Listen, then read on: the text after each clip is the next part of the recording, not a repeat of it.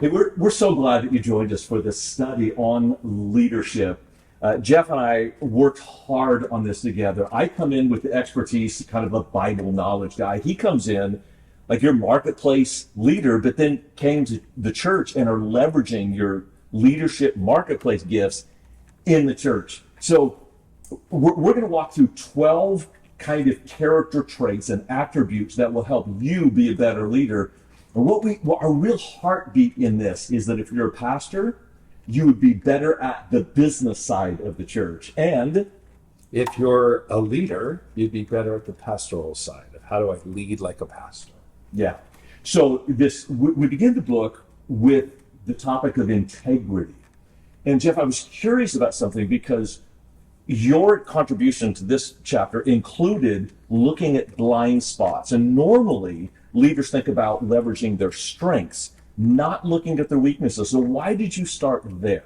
So interesting, Mark, because I really feel like when you think about the word integrity as a leader, it's about congruency. It's about alignment. It's about how the inside aligns to the outside.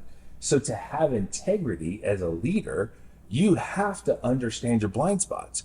You can't see them yourself, and that's why they're blind spots. You need mirrors. You need other people, voices to help tell you as a leader, what are some of the things that you're doing so that you can make sure that's aligned to who you want to be as a leader. You mentioned something, the congruency. Yes. What's the cost when the inside doesn't align with the outside? I'm thinking from your seat on the bus as a business leader, what's the cost of that? The biggest thing I would tell you is I think it's stress. I think it actually strains the soul when the inside doesn't align to the outside, because there's somebody you really want to be, but you're not being that somebody. And I think that in the end will weaken your leadership, and it will actually be a backpack with a weight you don't want to carry. Yeah. So let's talk a little bit, Mark, from your perspective. It was so interesting for you to talk about this whole concept about what does it mean to have the identity and the integrity of the Son of the Father and what that looks like. Talk about that. And the reason I want to start there is Jesus probably his most unique contribution, not just to religion, but to leadership, is the idea of God as the Father. There was no other rabbi that taught that, no other Jewish group. In fact, there's no other religious group that prayed to God as Father, and yet Jesus only prayed to God as Father. The only exception was on the cross when he said, my God, why have you forsaken me? But he's quoting scripture. He's not just praying extemporaneously. And when you get to the Sermon on the Mount, which is there's not even a close second of the most influential speech ever given.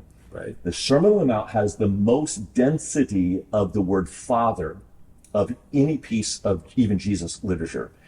It is a character issue.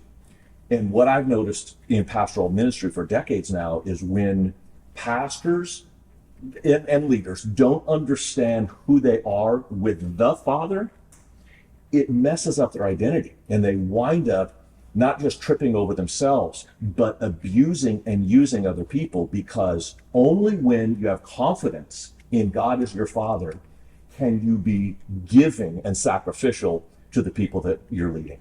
So integrity is aligned to identity. Yeah. I love that. That's great. Yeah, and that is the foundation of all leadership. So if you want to be a master leader, we would just suggest follow the master leader.